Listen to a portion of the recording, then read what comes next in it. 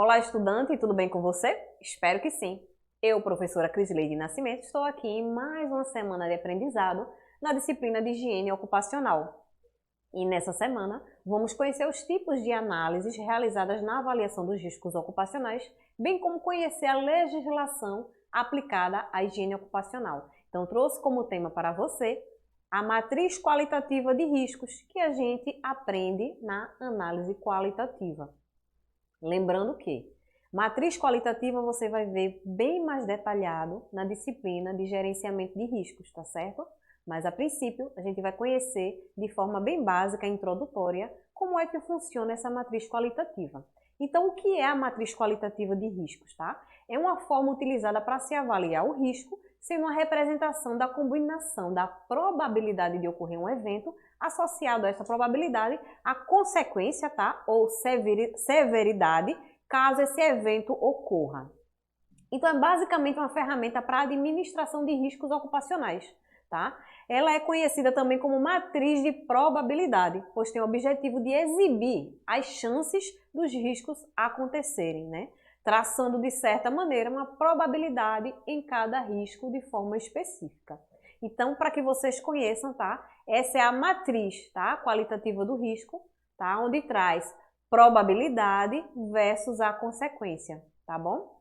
Então, os níveis são divididos para a probabilidade. O nível de quase certo acontecer, provável que ocorra, possível que ocorra, pouco provável ou rara, tá? Já a consequência, tá? A gente considera como desprezível, marginal, média, crítica e extrema, tá? Essas graduações, elas são confrontadas, tanto da probabilidade quanto a consequência, para que a gente encontre a classificação daquele risco, tá? Mais na frente a gente vai ver. Então, esse risco acaba sendo classificado como intolerável, substancial, moderado, aceitável ou trivial, tá bom?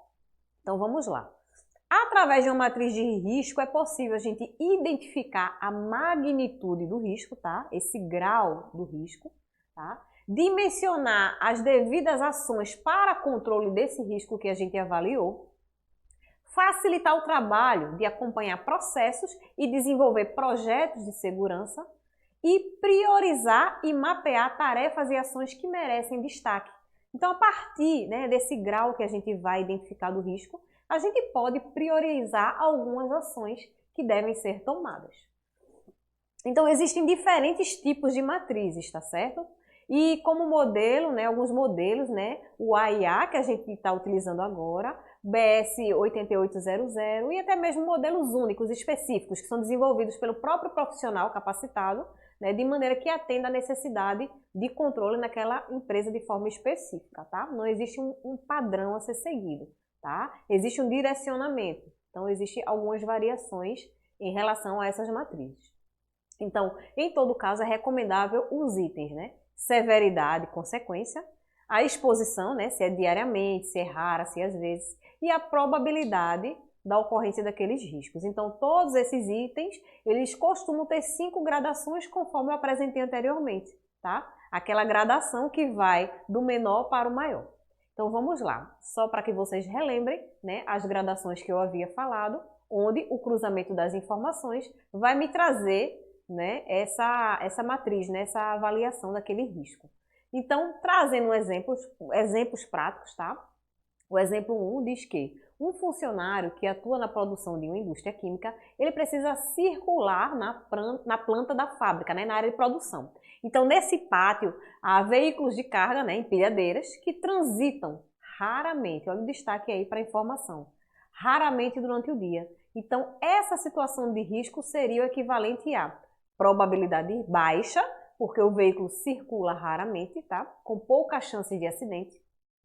E a severidade ou consequência, caso ocorra o acidente, seria alta, porque se trata de um risco de atropelamento, tá? Então, a probabilidade é baixa e a severidade ou consequência alta. Então, esse seria o risco do funcionário, né? Considerando probabilidade versus a gravidade. Então, possui pouca chance de acontecer, mas caso aconteça, a severidade, tá? A consequência é alta. Então, se a gente levar para a tabela a probabilidade baixa, né? Probabilidade pouco provável de acontecer, né?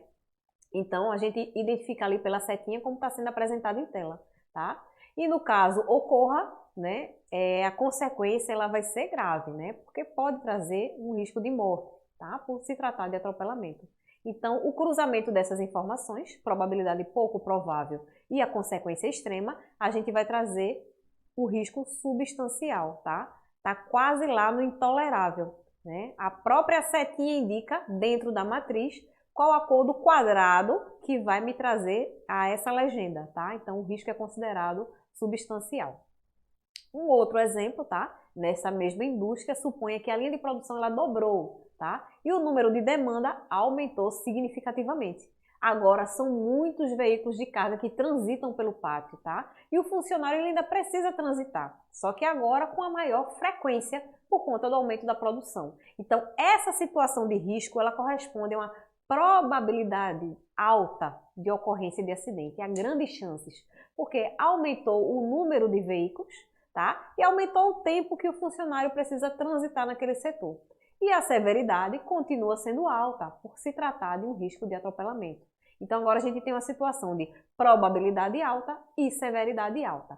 Trazendo para a nossa tabela, a probabilidade alta, né, que é provável, dentro dos níveis de probabilidade, e trazendo também a consequência extrema, já me vai trazer uma situação diferente da anterior, porque o cruzamento dessas informações vai me dizer que o risco, lá no vermelhinho, o alerta, é classificado como intolerável, tá certo? Então, pessoal, essa é a atividade que eu trouxe para você hoje, tá? A explicação sobre essa matriz. E espero que vocês tenham entendido o conteúdo e, em caso de dúvidas, conte sempre com a nossa equipe de professores no ambiente virtual de aprendizagem, tá certo? Estamos sempre disponíveis para esclarecer as possíveis dúvidas e se aprofundem no conteúdo, tá bom? Até a próxima!